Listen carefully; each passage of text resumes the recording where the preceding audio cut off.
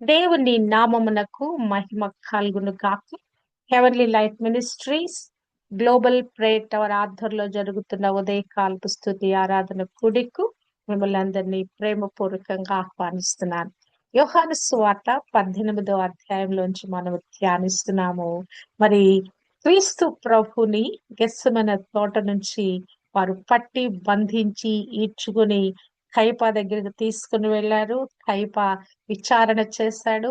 మరి అక్కడ ప్రభు గురించిన ఏమి సమాచారము వర్తమానం అతనికి అందలేదు. అక్కడి నుంచి మొదట అన్నా దగ్గరకు తీసుకెళ్లారు. అన్న దగ్గర నుంచి కైపా దగ్గరకు తీసుకొచ్చారు. మరి కైపా దగ్గర వారు విచారణ చేశారు. మరి ఎన్ని మాటలు చెప్పినా కూడా, ఎంతమంది సాక్ష్యాలు చెప్పినా కూడా ఒక్క సాక్ష్యం కూడా సరిపోలేదు.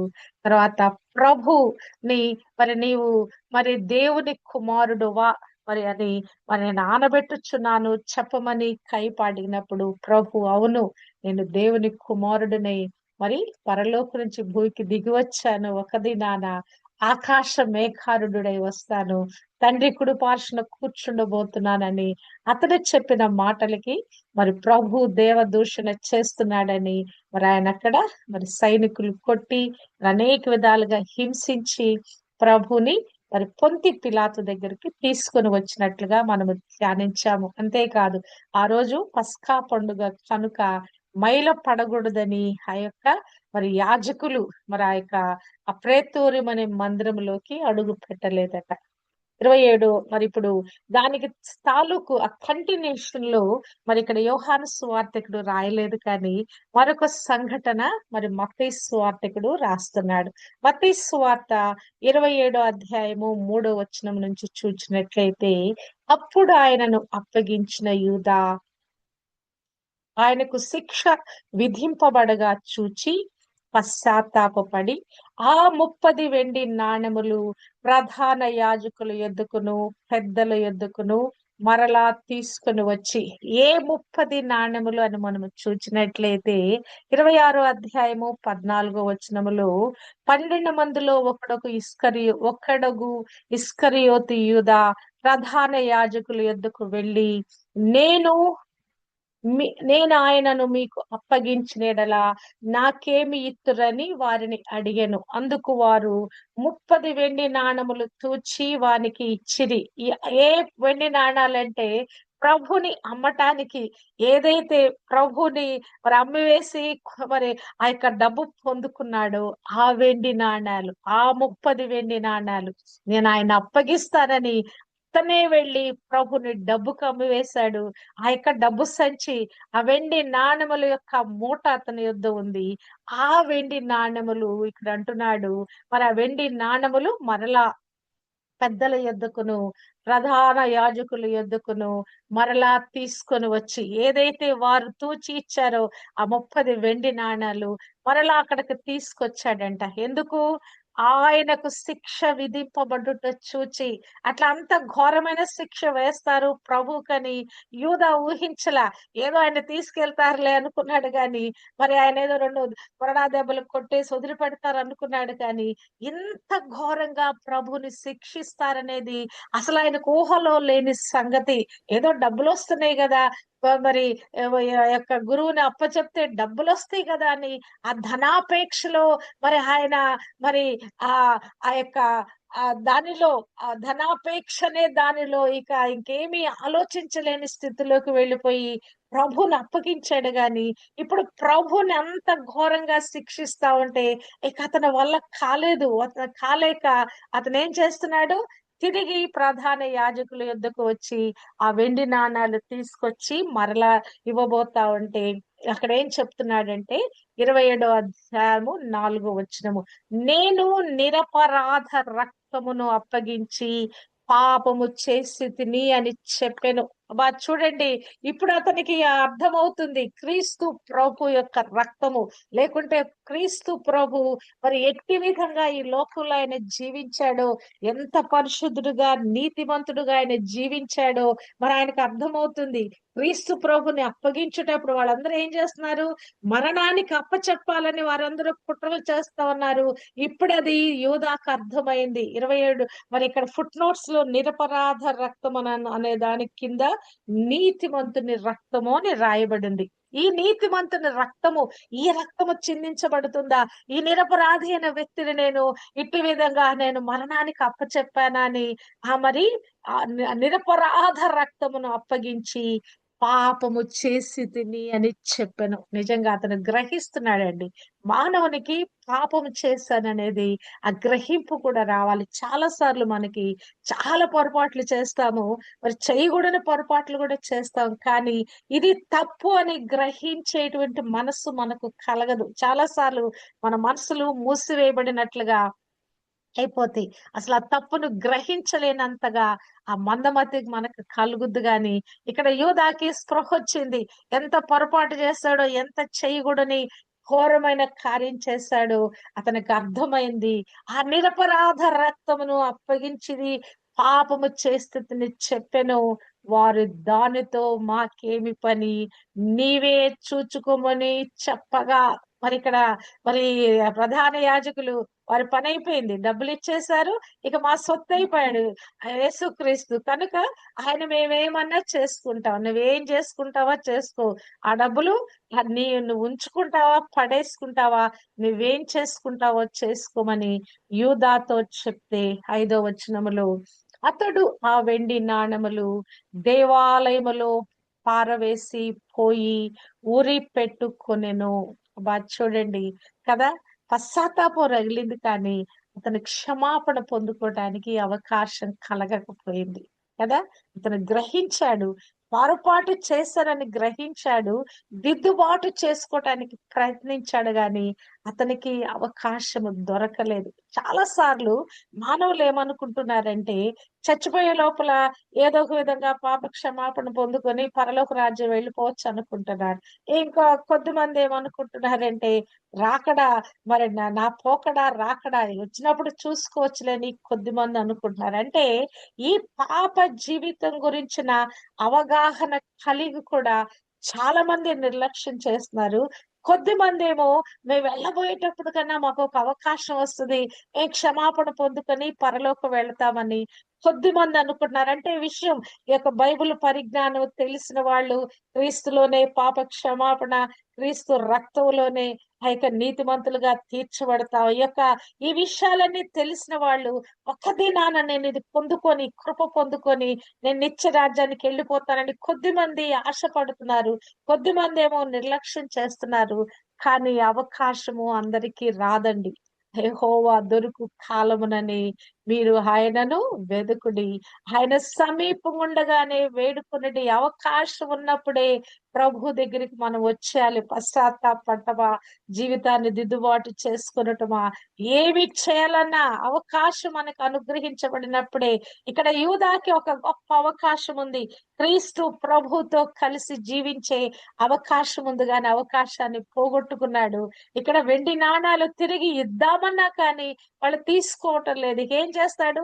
నిస్సహాయ స్థితిలో వాటిని తీసుకొని వెళ్ళి దేవాలయంలో పారవేసేస్తాడండి. అబ్బా చూడండి, అంటే అతనికి గ్రహింపు వచ్చినాక ఇంకా డబ్బు అతని చేతిలో అది ఆ డబ్బు అతని చేతిలో చాలా భయంకరమైనదిగా అయిపోయినట్లుగా అయిపోయింది. అంటే అది అప్పుడు దాకా అదెంతో ప్రీతిగా, ఎంతో ఇష్టంగా, అసలు మురిసిపోయేటట్లుగా 30 వెండి నాణాలంటే అసలు ఆయన తబ్బిబ్బులైపోయి ఆ యొక్క డబ్బు చూసుకొని ఆనందంతో తలమునకలైపోయినట్లుగా అయిపోయాడు. గాని ఎప్పుడైతే అతను చేసిన పొరపాటు గ్రహింపుకొచ్చినాక అది అతని చేతిలో అసలు అది భయంకరమైన పట్టుకోకూడనటువంటి అది ఒక మూటగా అనిపిస్తా ఉంది ఆయనకి. మరి ఇక ఆయన భయపడిపోయాడు. ఇక ఏం చేయాలో దిక్కు దోచలేదు. అవి తీసుకుని వెళ్ళి దేవాలయంలో పారవేశాడంట. పారవేసిపోయి ఉరి పెట్టుకొనెను. చూడండి, అతనికి పాప క్షమాపణ పొందుకోవటానికి అవకాశం దొరకలేదు కదా. పశ్చాత్తాపడ్డాడు, పొరపాటు చేశానని పశ్చాత్తాపడ్డాడు కానీ అతని పశ్చాత్తాపాన్ని దేవుడు అంగీకరించలేదు. చాలా మంది కూడా ఈ విధంగా అవకాశం మరి వచ్చినప్పుడు పోగొట్టుకుంటున్నారు. యూదా ఇస్కరియోతు వలె ఎంతమంది ఇట్టి విధంగా అగ్నికి ఆ యొక్క నరక శిక్షకు వెళ్ళిపోతున్నారు. అవకాశం ఉన్నప్పుడు ప్రభుని వెంబడించకుండా ఈ లోకంలో ఉన్న అనేకమైన ఆశల వైపు పరిగెత్తి ప్రభుని తృణీకరించి చివరికి ఆ యొక్క ప్రభు యొక్క కృపను పోగొట్టుకొని అగ్ని పాలైపోతున్నారు. కనుక మరి యొక్క కృప ఉండగానే మనము ప్రభుని ఆ యొక్క అంగీ అంగీకరించాలి, పాప క్షమాపణ వేడుకోవాలి. మరి పశ్చాత్తాప హృదయముతో మరి ఆ రక్షణ భాగ్యము పొందుకోవాలి. పోయి ఉరి పెట్టుకున్నాడు. మరి ఈ యొక్క తర్వాత ఈ ప్రధాన యాజకులు ఏం చేస్తున్నారంటే ఆ వెండి నాణెములు తీసుకొని ఇవి రక్త క్రయ ధనము కనుక వీటిని కానుక పెట్టెలో వేయతగదని చెప్పుకొనిరి. మరి ఆ వెండి నాణాలు తిరిగి వాళ్ళకొచ్చిన ప్రతి డబ్బును ఏం చేస్తారు? కానుక పెట్టెలో వేసి ఆ ఖజానాలో వేసి దాన్ని భద్రపరుస్తారు.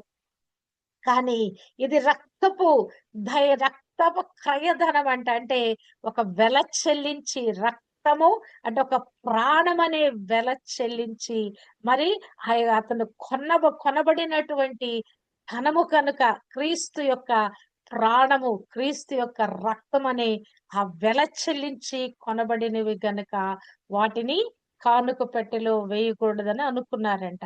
కాబట్టి వారు ఆలోచన చేసి వాటిని ఇచ్చి పరదేశులను పాతిపెట్టుటకు కుమ్మరి వాని పొలము కొనిరి. ఇక్కడ ప్రభువుని ఎగ్జిక్యూట్ చేసే పని, ఆయనను ట్రయల్స్ చేసే పని చేస్తూనే ఉన్నారు.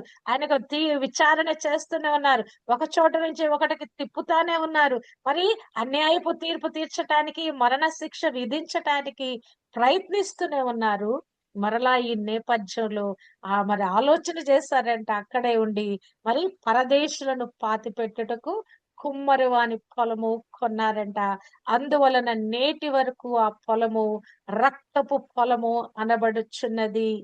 9వ వచనములో అప్పుడు విలువ కట్టబడిన వాని అనగా ఇశ్రాయేలీలలో కొందరు విలువ కట్టిన వాని క్రయమైన 30 వెండి నాణములు తీసుకొని ప్రభువు నాకు నియమించిన ప్రకారము వాటిని కుమ్మరి వాని పొలమునకిచ్చిరి అని ప్రవక్త అయిన ఇర్మియా ద్వారా చెప్పబడిన మాట నెరవేరును. కానీ ఇక్కడ మనం చూసినట్లయితే మరి ఈ యొక్క ఇర్మియా గ్రంథంలో ఈ మాటలు రాయబడలేదండి. నేను చాలా మరి వెతికాను ఇర్మియాలో ఎక్కడ రాయబడిందని చూస్తే ఇది జకరియా గ్రంథంలో రాయబడింది. మరి ఆ మాటలు మరి పరిశుద్ధాత్మ దేవుడు అక్కడ ఎందుకు రికార్డ్ చేయించాడో తెలియదు కానీ ఇర్మియాలో అయితే ఈ విధంగా మరి పొలము కొన్నట్లుగా కానీ లేకుంటే ఇక్కడ రాయబడిన మాటలు వెండి నాణాలు తీసుకొని అట్టి విధంగా కుమ్మరవాని పొలమునికి ఇచ్చారనే మాటలు మరి అక్కడ రాయబడలేదు. జకరియా 11:12 ఏమి రాయబడిందంటే మీకు అనుకూలమైన ఎడల నా కూలి నాకియుడి, లేని ఎడల మానివేయుడని నేను వారితో అనగా వారు నా కూలికై 30 తులముల వెండి తూచి ఇచ్చిరి. ఎంతో యెహోవా ఎంతో అబ్బురముగా వారు నాకేర్పరిచిన క్రయధనమును కుమ్మరికి పారవేయమని నేను ఆజ్ఞయ్యగా నేను ఆ 30 తులముల వెండిని తీసుకొని యెహోవా మందిరములో కుమ్మరికి పారవేసితిని. ఈ మాటలు జకరియా గ్రంథంలో రాయబడి ఉన్నాయి. ఏమని? ఆ 30 తులముల వెండిని తీసుకొని యెహోవా మందిరములో కుమ్మరివానికి పారవేశానని ఆ యొక్క ప్రవక్త అయిన ఇర్మియా రాసిన మాటలు నెరవేర్చబడినాయి అంటే నిజంగానే మరి ఇక్కడ మరి జకరియా గ్రంథంలో ఈ మాటలు నెరవేర్చబడినట్లుగా మనము చూడగలము. నా కూలికై వారు 30 తులముల వెండి తూచి ఇచ్చారు. ఏంటా కూలి?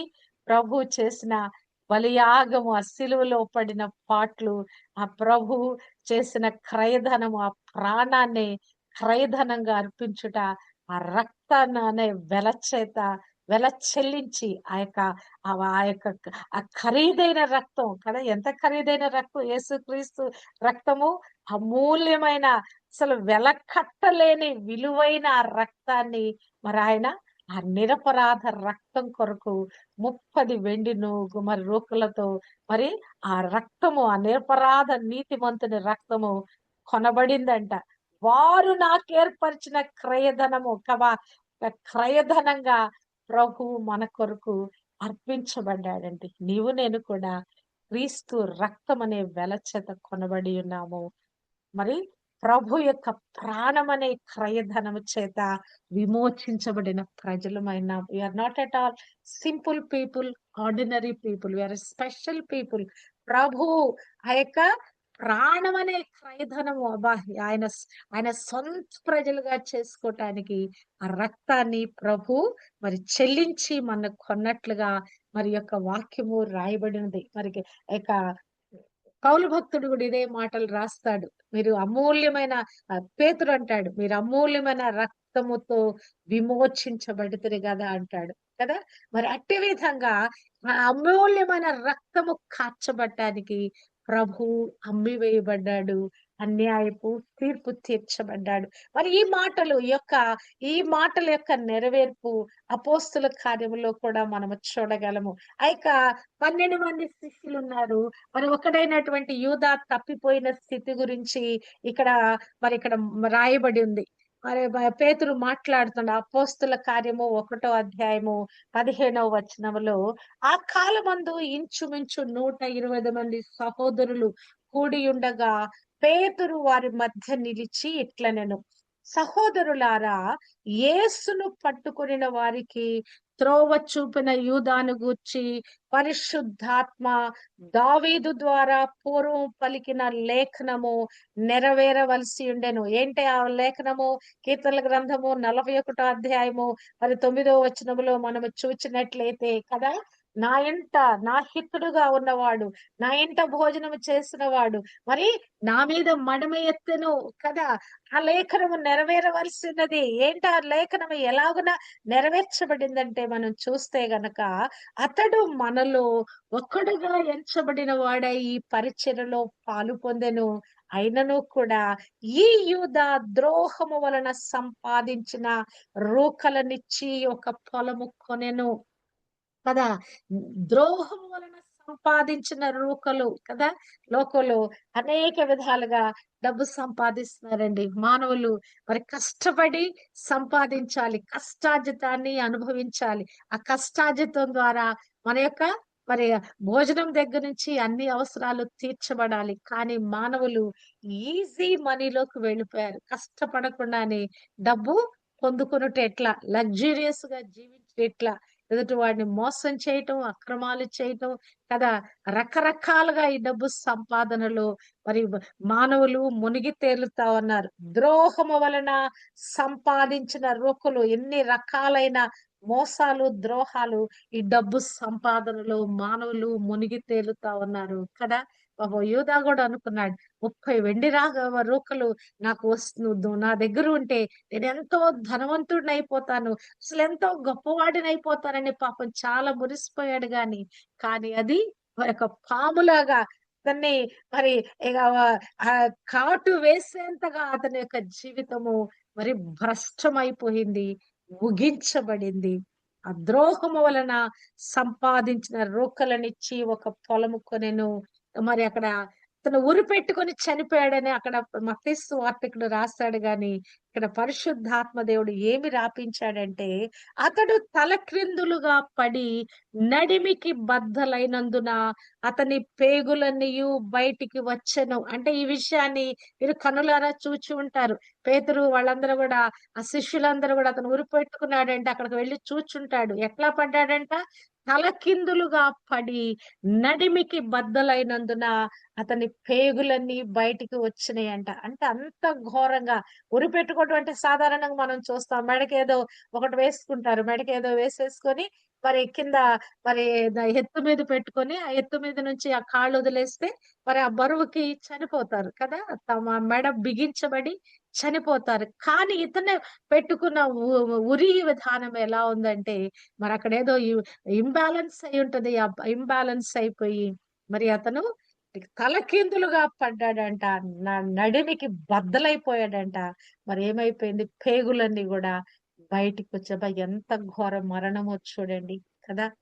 మానవుడు కదా, ఈ దురాశ మరి యొక్క ధనాపేక్ష సమస్తమైన కీడులకు మూలము. కొందరు తమ్ము తాము పొడుచుకొనిరి అని మరి రాయబడిన ఈ మాటలు కదా.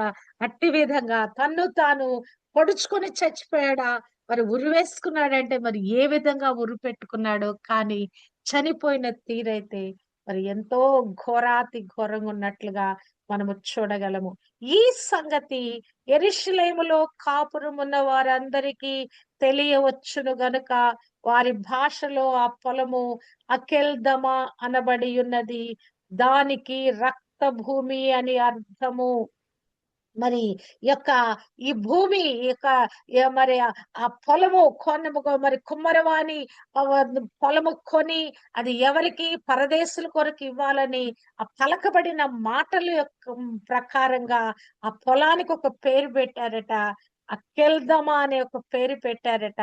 ఆ దానికి అర్థము రక్త భూమి. హల్లెలూయా.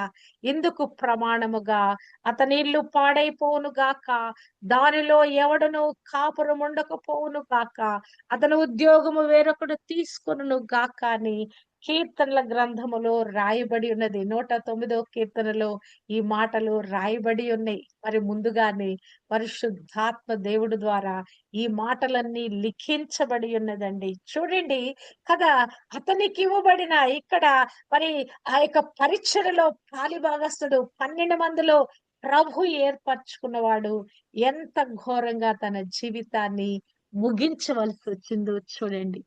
రక్షణ పొందుకొనుటనేది ప్రారంభం కాదు గాని, అంతం వరకు సహించువాడే రక్షింపబడును. Till the end, till the last breath. అప్పటి వరకు కూడా ప్రభువుకు మనము నమ్మకంగా జీవించాలి.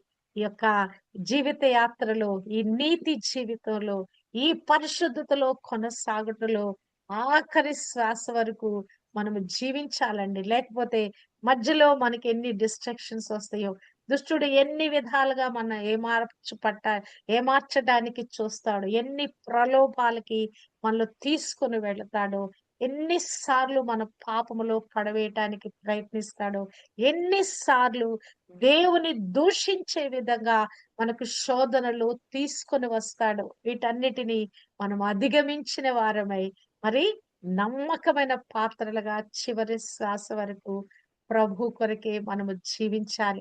అసలు ఇతను అపోస్తుల గుంపులో ఉండవలసిన వాడు కదా. అసలు వాళ్ళు అపోస్తులు ఎలాగున్నారు? భూమిని తలకిందులు చేయవారుగా ఉన్నారు కదా. ఇటువంటి వారి గుంపులో ఉన్నటువంటి ఆ యూద ఆ గొప్ప భాగ్యాన్ని పోగొట్టుకోవటమే కాదు గాని, ధనాపేక్షతో గురువుని అమ్మివేసి ఇంత ఘోరమైన దుస్థితికి వెళ్ళిపోయాడు. అతని ఉద్యోగము మరి వేరొకడు తీసుకొనును గాక, అతను మరి ఇల్లు పాడైపోవును గాక, అతని ఈ దానిలో ఎవరు కాపురం ఉండకపోవును గాక, అతని బిడ్డలు ఇంకా తర్వాత నెక్స్ట్ వచనంలో అతని బిడ్డలు దేశ దిమ్మరులు అవుదురు గాక, ఇంకా రకరకాల మాటలు అక్కడ రాయబడి ఉంటాయి. అంటే ఒక మానవుడు పొరపాటు చేసినప్పుడు దాన్ని దిద్దుబాటు చేస్తున్న అవకాశం లేకపోతే ఇంత ఘోరమైన శిక్షను అనుభవించవలసి వస్తది. మనమందరం కూడా పాపులమే. ఏదో ఒక పొరపాటు చేస్తాం. చెయ్యరాని ఘోరమైన దుష్కార్యములు కూడా మన వల్ల జరిగి ఉండవచ్చేమో మానవుల వల్ల. కానీ కదా, నరహంతులకి మరి దేవుడు మరి ఆ యొక్క ఆహ్, ప్రేమ భిక్ష పెడుతున్నాడు. అనేక మంది మారిపోతున్నారు. ఆ జైళ్ళలో మరి నరహంతకులుగా ఉన్నవారు కూడా మారిపోతా ఉన్నారు కదా. మరి ఆ కృప వాళ్ళకి అనుగ్రహించబడతా ఉంది కదా.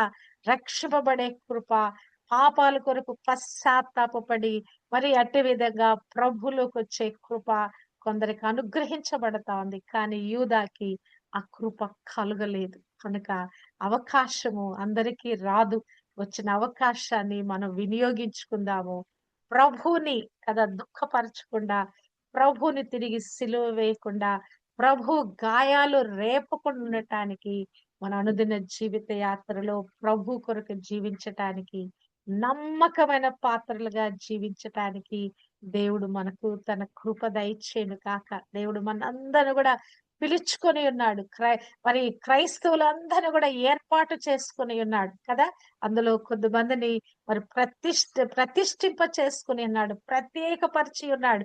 సేవకులుగా ముద్రించి ఉన్నాడు. ఫైవ్ ఫోల్డ్ మినిస్ట్రీలో కొద్దిమందిని పెట్టుకున్నాడు కదా! ఇక సేవా పరిచర్య జరగటానికి కొద్దిమందిని పెట్టుకున్నాడు. కనుక ఆ ప్రభు దేని కొరకు మనం నియమించాడో, ఆ నియమించబడిన స్థానంలో మనము నమ్మకమైన పాత్రలుగా మరి కొనసాగుదుము గాక. యూదా యూదా చేసిన ద్రోహము క్రైస్తవులలో ఎవరిలో కూడా ఈ ద్రోహము చేసే ఆత్మ ఉండకుండును గాక. యేసు నామములో అది క్రైస్తవులందరి హృదయాలలో, మనస్సుల్లో, ఆత్మల్లో, జీవితాలలో నుంచి ఆ ద్రోహము చేయు ఆత్మ నిర్మూలమైపోవును గాక. యథార్థత, సత్యము, నీతి, పరిశుద్ధతలో క్రైస్తవులమైన మనమందరం కూడా వేరు పారుదుము గాక. క్రీస్తు కొరకే మనము జీవించటానికి దేవుడు తన కృప మనందరికీ అనుగ్రహింప చేయును గాక. ఆఖరి వరకు ప్రభు కొరకు జీవించి ఆ నిత్య మహిమలో ప్రభుతో మరి ఆ యొక్క ఆయన ఎలాగున మరి ఆ యొక్క సింహాసనములో ఆసీనుడై ఉన్నాడు. జయించిన వారందరూ కూడా నా సింహాసనం అందు కూర్చుండనిచ్చేదను అను వాగ్దానాన్ని స్వతంత్రించుకొందుము కాక. శిష్యులకి ఆ 12 గోత్రాల్లో ఉన్నటువంటి పెద్దలకి, ఆ 24 పెద్దలకి ఆ యొక్క సింహాసనాలు వేయబడినాయి. కానీ నీకు నాకైతే సింహాసనంలో కూర్చుండే ప్రభుతో కలిసి కూర్చుండే కృప ఉంది గనక ఆ కృపను పోగొట్టుకొనకుండా మన పిలుపులో మరి నమ్మకంగా నిలిచిన వారమై మరి మన జీవితాలను దేవుని కొరకే సమర్పించుకొని కొనసాగుదుము గాక.